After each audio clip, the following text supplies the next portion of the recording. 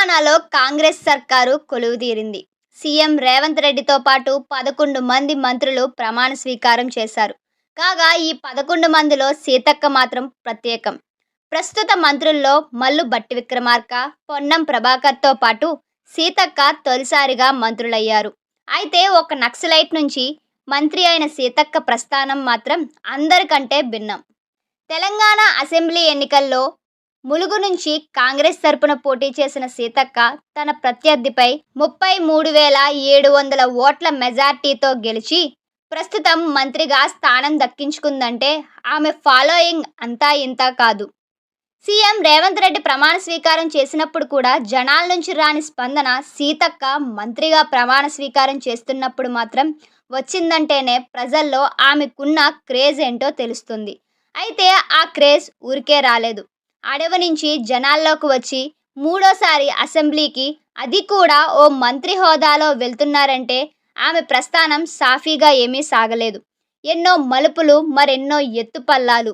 1971 July 9న Mulugu జిల్లా జగ్గన్నపేట గ్రామానికి చెందిన ఆదివాసీ కోయతెగ కుటుంబంలోని సమ్మక్క, సమ్మయ్యలకు దనసరి అనసూయ జన్మించారు. ప్రభుత్వ గిరిజన వసతి గృహంలో ఉంటూ చదువును కొనసాగించారు. విద్యార్థి దశ నుంచి పోరాటాలకు శ్రీకారం చుట్టిన దిట్ట ఆమె. హాస్టల్లో సరిగ్గా భోజనం పెట్టడం లేదని, బాలికలకు ప్రభుత్వం ఇచ్చే 10 రూపాయలను అందడం లేదని అధికారులనే నిలదీశారు. తోటి విద్యార్థులను కూడగట్టుకొని ఏకంగా ధర్నా చేశారు. అలా 13 ఏళ్ల వయసులోనే 1986లో పోరాట జీవితంలోకి అడుగుపెట్టింది సీతక్క. విద్యార్థిగా ఉన్న సమయంలోనే పీపుల్స్ వార్ దళం సభ్యుల కంట్లో పడింది అనసూయ. అదే సమయంలో నక్సలైట్గా ఉన్న తన సోదరుడు సాంబయ్య పోలీసుల చేతిలో మరణించాడు. గిరిజనులపై జరిగే అరాచకాలు, ఆర్థిక దోపిడీ, కుల వివక్షతతో నరకం చూస్తున్న సమయంలో పూలందేవి రచనలు ఆమెపై ఎంతో ప్రభావాన్ని చూపించాయి. వీటన్నింటినీ ఎదుర్కోవాలంటే అడివైతేనే అండగా ఉంటుందని, తుపాకీ తూటాలతోనే అరాచకవాదుల ఆట కట్టించొచ్చన్న సిద్ధాంతాన్ని ఆమె నమ్మి 1988లో నక్సల్ పార్టీలో చేరి అనసూయ కాస్త సీతక్కగా మారారు. ఉమ్మడి వరంగల్ జిల్లాలో జనశక్తి సాయుధ పోరాటంలో మహిళా నక్సలైట్గా, దళం లీడర్గా సీతక్క కీలక పాత్ర పోషించారు. బావ శ్రీరాముడు దళంలో ఉండడంతో 14 ఏళ్ల వయసులో నక్సలిజంలో చేరారు అనసూయ. అయినా చదువును ఎక్కడా వదలలేదు. దళ సభ్యులను పోలీసులు అరెస్ట్ చేసి జైలుకు పంపినప్పుడు జైలులో ఉంటూనే 10వ తరగతి పూర్తి చేశారు. ఆ పైన దళ కమాండర్ నక్సల్ నాయకుడిగా ఉన్న తన బావ శ్రీరాముడిని ప్రేమించి పెళ్లి చేసుకున్న అనసూయ సీతక్కగా తన పేరును మార్చుకున్నారు. వివిధ హోదాల్లో దాదాపు 15 ఏళ్లు అడవిలోనే గడిపారు సీతక్క. కొడుకు పుట్టిన తర్వాత 2 నెలల పిల్లాడిని ఇతరులకు అప్పగించి అడవిబాట పట్టారు సీతక్క. ఆ తర్వాత టీడీపీ హయాంలో నక్సలైట్లు జనజీవన స్రవంతిలో కలవాలని నందమూరి తారక రామారావు ఇచ్చిన పిలుపుతో ఇక దంపతుల మధ్య విభేదాలు రావడంతో దళంలో కొనసాగలేక 1996లో జనజీవన స్రవంతిలోకి వచ్చారు సీతక్క. ఆ తరువాత ఇంటిగ్రేటెడ్ ట్రైబల్ డెవలప్మెంట్ ఏజెన్సీలో నెల జీతానికి పనిచేస్తూ చదువు కొనసాగించారు.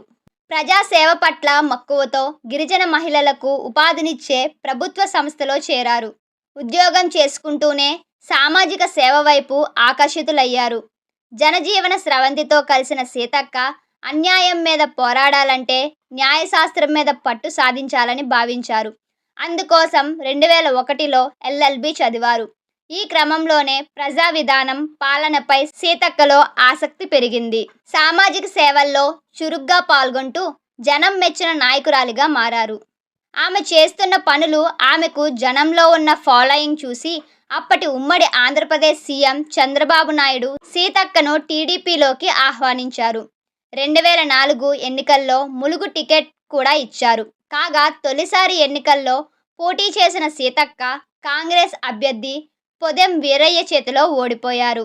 అయినా సరే నిరాశ చెందకుండా మళ్ళీ 2009 ఎన్నికల్లో మహాకూటమి అభ్యర్థిగా మళ్ళీ ములుగు నుంచే పోటీ చేసి పొదెం వీరయ్యపై గెలిచి తొలిసారి అసెంబ్లీలో అడుగుపెట్టారు. తెలంగాణ రాష్ట్ర ఆవిర్భావం తర్వాత 2014 ఎన్నికల్లోనూ మళ్ళీ టీడీపీ నుంచే పోటీ చేసిన సీతక్క మళ్ళీ ఓటమి పాలయ్యారు.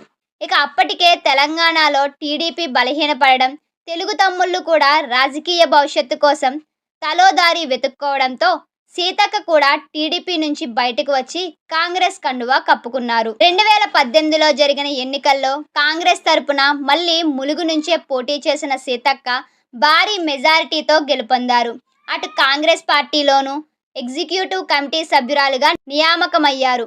ఇక కరోనా సమయంలో అందరూ ఇళ్లకే పరిమితమైతే తాను మాత్రం ప్రభుత్వ సహాయం లేకున్నా తన నియోజకవర్గంలో గ్రామాల్లో తిరుగుతూ కాలినడకన గుట్టలు వాగులు దాటి మరీ గిరిజనుల ఆకలి తీర్చిన విధానం ప్రత్యర్థుల చేత కూడా శభాష్ అనిపించింది.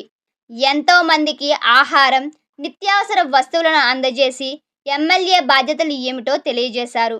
అలా జనంలో నాలుకగా ఎదిగిన సీతక్క తెలంగాణ కాంగ్రెస్ మహిళా ఇన్ఛార్జిగా ఉంటూనే ఎమ్మెల్యేగా మరోసారి గెలిచారు. సమాజంలో జరుగుతున్న అన్యాయాలను ధైర్యంగా ఎదిరిస్తూ అరెస్టులు, కేసులకు భయపడకుండా ప్రజాపక్షంగా పోరాడారు. ఆమె ధైర్యానికి, తెగువకు ఆమె అభిమానులు పెట్టుకున్న పేరు ఐరన్ లేడీ ఆఫ్ తెలంగాణ. ఇక ఈ ఎన్నికల్లో కాంగ్రెస్ తరపున అదే ములుగు నుంచి బరిలో దిగి బీఆర్ఎస్ అభ్యర్థి బడే జ్యోతిపై ఏకంగా 33,700 మెజార్టీతో తన సత్తా చాటారు. కాగా పార్టీలో టీపీసీసీగా ఉన్న రేవంత్ రెడ్డితో సీతక్కకు టీడీపీ నుంచే పరిచయం ఉండగా ముందు నుంచి వాళ్ళిద్దరి మధ్య అన్నా చెల్లెళ్ల బంధం ఏర్పడింది. రేవంత్ రెడ్డి కూడా సీతక్కను తన సోదరిగా పలు వేదికలపై చెప్పడం గమనార్హం. మరోవైపు రాహుల్ గాంధీ కూడా సీతక్కను సోదరిగా పేర్కొనడం విశేషం. తెలంగాణ ఎన్నికల ప్రచారాన్ని కూడా ములుగు జిల్లా నుంచే మొదలుపెట్టారు. సీతక్కకు తన నియోజకవర్గంతో పాటు రాష్ట్ర వ్యాప్తంగా ఉన్న మాస్ ఫాలోయింగ్, పార్టీలో ఉన్న ఆదరణ ఈరోజు సీతక్కను మంత్రిగా నిలబెట్టాయి. తన బాధ్యతలను నిర్వర్తిస్తూనే ఉస్మానియా యూనివర్సిటీ నుండి ఉమ్మడి వరంగల్, ఖమ్మం జిల్లాల్లోని గోతికోయ గిరిజనుల జీవన స్థితిగతుల మీద పరిశోధనలకు గౌరవ డాక్టరేట్ పొందారు. అలా నక్సలైట్ జీవితం నుండి లాయర్గా మారి ఆ పైన ఎమ్మెల్యే, ఆ తరువాత మంత్రిగా మారిన ఆమె జీవితం ఎందరికో ఆదర్శం.